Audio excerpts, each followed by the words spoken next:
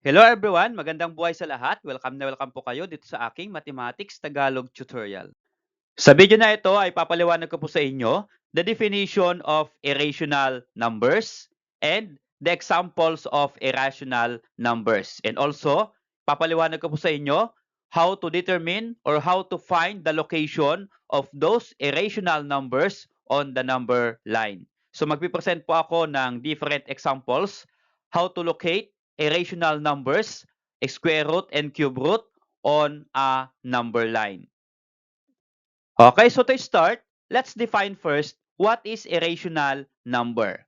These numbers cannot be written as a fraction. So yun po yung ibig sabihin ng irrational numbers. So cannot be written as a fraction. Meron po bang mga number na cannot be written as a fraction? Meron po. Yun po yung mga square root of not perfect square. Kapag ang square root po natin ay perfect square, hindi po yan irrational. Okay? Ang tawag po sa kanya, rational. And also, the cube root of not perfect cube. So pag kinukuha po natin yung cube root ng mga not perfect cube number, then hindi rin po pwedeng i-represent yan using fraction. Kaya ito pong dalawa, square root of not perfect square and cube root of not perfect cube, those are numbers that cannot be written as a fraction. So ang tawag po sa kanila ay irrational numbers. Okay, so paano po ba yan? Unahin ko po muna yung rational numbers. Okay? Yun pong square root of perfect square. Okay? So square root of 1, square root of 4, up to square root of 100, those are square root of perfect square. So na-present ko po ito sa una kong video about perfect square and square root of perfect square. Okay?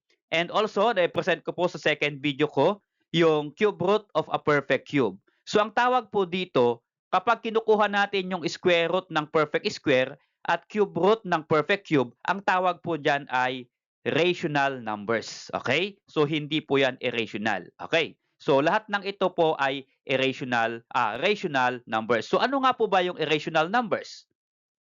Okay, so ipapakita ko po sa inyo dito sa ating counting numbers from 1 to 100 yung different irrational numbers at rational numbers. So unahin ko pong ipakita sa inyo yung mga perfect square number. Okay? So ang mga perfect square number po dyan ay 10 lang. 1, 4, 9, 16, 25, 36 up to 100.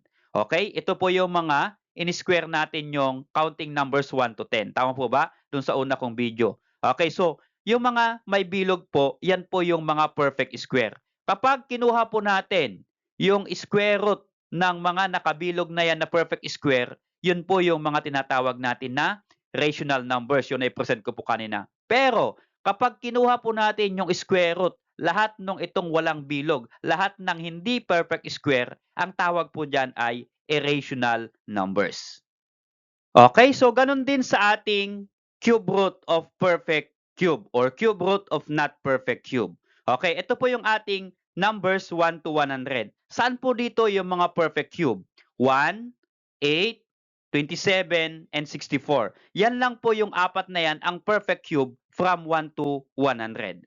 At kapag kinuha po natin yung cube root of those perfect cube, ang tawag po sa kanila ay rational numbers. Okay, yun po yung mga rational numbers. At kapag kinuha po natin yung cube root of those numbers na wala pong bilog, ito pong not perfect cube na ito, pag kinuha natin yung kanyang cube root, yan po yung mga irrational numbers. So mas marami po yung irrational numbers kaysa sa rational numbers pag nilagyan po natin ng cube root. Okay, so balik po tayo dito. So ano po ba yung mga square root of not perfect square? Ito po yan sila. Okay? Kapag kinuha po natin yung square root ng mga hindi perfect square. So, square root of 3, square root of 10, square root of 26, square root of 46, up to square root of 500. Yung 3, 10, 26, 46, 50, 65, and so on, hindi po yan sila perfect square. Hindi perfect square. Ibig sabihin, sila po ay irrational numbers kapag meron po silang square root. Okay? Ganoon po sa ating cube root. Ito po yung ating mga cube root. Cube root of 4, cube root of 10, cube root of 25, and so on. Lahat po ng nasa loob, okay, or radicand, ay hindi po perfect cube. So, ibig sabihin, kapag kinuha natin ng kanyang cube root, sila po yung tinatawag na irrational numbers. So mas marami po yung irrational numbers kaysa rational numbers. Okay? Okay, so since alam na po natin yung different irrational numbers, now we are going to locate the following irrational numbers on a number line. Okay, so paano naman po sila ilolocate or ipaplot yung different irrational numbers on a number line? Okay, let's have this number one example. Square root of 5. So 5 is not perfect square. So square root of 5 is irrational number. Ngayon, paano po natin ilolocate yan sa ating number line? Okay, so dito po sa ating number line, okay, we have 0, 1, 2, 3, up to 10. Pwede pong dugsungan. At going to the left, negative 1, negative 2, and so on. So hindi po ako magpipresent ng negative, puro po positive yung ipipresent natin na ilolocate natin. Okay, so square root of 5. Nasaan po kaya ang square root of 5 dito sa ating number line? Okay, first ay, eto po muna. So we have these rational numbers, square root of perfect square. Square root of 1, square root of 4, until square root of 100. Okay, so ngayon, kapag kinuha po natin yung square root ng mga perfect square na yan, ito po yung lalabas. Ano po? Okay, so, nasaan po yung square root of 5? Okay, wala po dito. Ano po? Kasi yung nandito lang ay perfect square. So, since 5 is not perfect square, pero meron po sila ditong pagitan. Okay, so dito po sa square root of 4 at square root of 9, nandito po yung square root of 5. Nasa pagitan po ng square root of 4 at square root of 9. Okay po? So, ibig sabihin, yung square root of 5 ay nasa pagitan ng 2 and 3 dito sa ating number line. So, ito po yung ating number line. Okay? So, lagay ko po dyan, yung 2, yan po yung square root of 4, at yung 3, yan po yung square root of 9. Okay, bakit po, again, balik po tayo, bakit ito ay rational numbers? Kasi, eksakto po yung number, square root of 4 is 2, kaya rational siya. Gawin din sa square root of 9, square root of 9 is 3, so rational kasi exact. Pero, yung square root of 5 is not rational. Ang tawag ay irrational kasi hindi exact. Okay, nasa pagitan ng mga whole number. Okay, so, yung square root of 5 ay pagitan ng square root of 4 at square root of 9. So, ibig sabihin, nasa pagitan ng 2 and 3 dito sa ating number line. Okay, paano po yan ilolocate? Ganito lang po yan. Palalakihin ko po yung part na 2 and 3. Okay? Ito pong part na ito, palalakihin ko para makita po natin. Okay, ito na po yung square root of 4 is 2. Okay, ito po yun. Square root of 9 is 3. Pinalaki ko lang po yung part na ito. Okay? So, para makita po natin. And then, maglalagay po ako ng square root of numbers here. From 4, then square root of 5, 6, 7, 8. Okay, hanggang 9. So, 4, 5, 6, 7, 8, 9. So, ito po yan. So, andito po yung square root of 5. Okay? So, from 2 to 3, yung square root of 5 is closer to square root of 4. Okay? So, ibig sabihin, yung square root of 5 ay closer sa 2. Okay? Ito po yung 5, ito yung 2. Tama po ba? So, closer yung square root of 5 sa 2. Kaya kung ipa-plot po natin, ganito po yon. Hindi po natin makuha yung exact location niya dito po sa 2 to 3, di ba? 2 to 3. Hindi po natin makuha yung exact location, pero alam po natin na yung square root of 5 ay closer to 2. Kaya pwede po yan ganyan. Okay? So, from 2 to 3, yan, nandito po sa may part. Okay, closer to 2. Ito po yan. Okay? So, yan po yung ating, lagay po natin, square root of 5. Okay, so how about this square root of 80? Ipa-plot po natin dito sa ating number line. So pag tinitignan natin 80, parang ang layo naman, hanggang 10 lang yung number natin. Pero meron po pala siyang location dito. Okay, so again, ito po yung ating perfect square, 1 to 100. At ito po yung kanilang mga square root. Andito po ba yung square root of 80? Siyempre, 100 po ito, andito po yun. So yung square root of 80 ay malapit sa 81. So pagitan ng square root of 64 at square root of 81. So yung square root of 64 ay 8, square root of 81 is 9. So ibig sabihin, yung square root of 80 na yan ay pagitan ng 8 and 9. Nandito po yan sa part dito. Pagitan po ng 8 and 9. So lagay ko po, yan. Square root of 64 is 8, square root of 81 is 9. Okay? So, ibig sabihin, nandito po sa 8 to 9 yung square root of 80. Okay, so para ma-locate natin yung square root of 80 dito sa part dito, so palalakihin ko po yung part na ito, 8 to 9. Okay, palalakihin ko po, yan. Square root of 64, square root of 81, yan po yan. So ito po ay 8 at ito po ay 9. Okay, so lalagyan po natin ng numbers papunta doon, pataas hanggang 81. So square root of 64, hindi po magkakasya lahat kaya skip count po ako.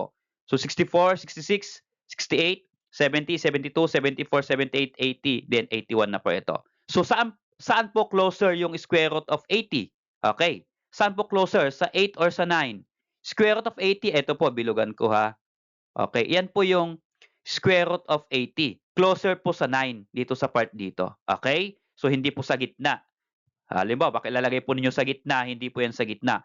Yung square root of 80 ay closer sa 81 or sa 9. Ito pong part na ito. Kaya kung ipa-plot po natin, ganito po yun. Okay, so yan po yung square root of 80. So, hindi po ninyo pwedeng idikit dun sa 9 kasi 80, andito po, malapit lang po sa 9. Okay? Kaya, approximately, yan po yung square root of 80. Okay? Okay, so another one to master the lesson, square root of 20. So, madali lang po ito kasi maliit lang po na number. Okay? So, ilolocate po natin dito sa ating number line. So, again, hindi ko na po ipipresent yung numbers or perfect square. So, ano po yung number na perfect square na greater than 20 and smaller than 20? So, ang mas malaki po sa 20 na square root na perfect square ay 25. Kasi kapag i-square po natin itong number natin, what is 3 squared? 3 times 3, 9. 4 times 4, 16. 5 times 5, 25. So, kapag ang 4 ay 16, ang 5 ay 25, andito po yung square root of 20 sa pagitan ng 4 and 5. Ano po? Okay. So, ayan. Nailagay ko po dyan pala ulit. Okay, so yan po yung square root of 17 up to 24, 25. So saan po yung square root of 20? Ito po yun. Okay. So almost nasa gitna po ng 4 to 5. Ito po, 4 to 5. Andito po sa gitna nila. Closer po sa gitna pero mas malapit ng konti dun sa 4. Okay? Kaya pag ipa-plot po natin, ganyan lang po yan. Okay? So hindi po masyadong gitnang-gitna. Ano po? Kasi yung 20 ay kapag ito yung gitna, ito po yung 20. So less natin ng konti sa mismong gitna. Okay? So yan po yung ating square root of 20. Okay, so how about this given? Cube root of 25. Okay, cube root naman po ngayon ang given. So baka maisip po ninyo 25 perfect square. Baka kala nyo rational. Hindi po kasi ang given po dito ay cube root. So cube root of 25 is a rational number. Okay, so wala po yan eksakto na location dito sa ating number line. Okay, pero paano po ba yan ilolocate? Cube root naman po ngayon. Okay, so eto, ang cube root po ng 25 ay nasa pagitan ng cube root of 8 and 27. Okay? Bakit po? Okay, tingnan natin kung i-cube natin. What is 2 cube? 2 times 2 times 2 is 8. 3 cube. 3 times 3, 9 times 3, 27. So 8, 27. Nasaan yung 25? Nasa pagitan po dito. 8 to 27, andito po sa pagitan yung 25. Okay? Kaya yung location ng square root of 25 ay sa pagitan ng 2 and 3. Andito po sa part dito. Okay, 2 and 3 po. Andito po sa pagitan dito, yung location ng cube root of 25. Okay, again, maglalagay po ako ng numbers. Tingnan natin. Okay? Skip count pa ako ng 2. So, 8, 10, 12, 14, 16, 18, 20, 22, 24, 25. Okay, 27. Okay, nasaan po yung 25? Napaka-close po dito sa ating 3. Okay, whole number 3 or cube root of 27. Okay, closer po sa 3 yung cube root of 25. So, kung ilolocate po natin, yan po. That is cube root of 25. Okay, so how about this given? O ngayon naman po, fraction po yung ating radicand. So wala pong number dito. So this is square root of 30 over 2. O ngayon, paano mo ilolocate yan ngayon sa number line, fraction? So hindi po yan basta-basta mailolocate, kailangan i-simplify natin. Since yung 30 can be divided by 2, simplify natin. Okay? This will become square root of 15. So 30 divided by 2 is 15. Okay? So ngayon, square root of 15, whole number na po yan, hindi na po fraction, mailolocate na po natin yan sa number line. Okay, again, 15 is not perfect square, pero pwedeng ilocate sa ating number line. So, ano po yung perfect square greater than 15? So, again, ay 16. Okay, kasi 4 times 4, 16. 3 times 3, 9. Okay? So, ibig sabihin, nasa pagitan ng 3 to 4 yung square root of 15. Kasi hindi po siya pwedeng lumampas ng 4 kasi 4 times 4 is 16, siya po ay 15. Okay? Kaya kung ilolocate po natin, ito po yung square root of 9, 16, 3 hanggang 4. So yung square root of 15 ay nandito po sa pagitan. Close po dito sa 16. Okay? Pero naglagay pa rin po ako dyan. So ito po yung ating square root of 15 kasi 10, 11, 12, 13, 14, 15, then 16. So yung square root of 15 ay close to 4. Okay, dito po part dito. So locate po natin. Yan. So that is square root of 30 over 2. Hindi po yung 15 lalagay natin kasi ito po yung given. Ano po? Ito po ay base lang natin para ma-locate lang siya dito sa number line. So square root of 30 over 2 is here. Salamat sa pod kaibigan. Kung nagustuhan mo yung video nito, please click like and subscribe kung bago ka pa lang po dito sa aking channel.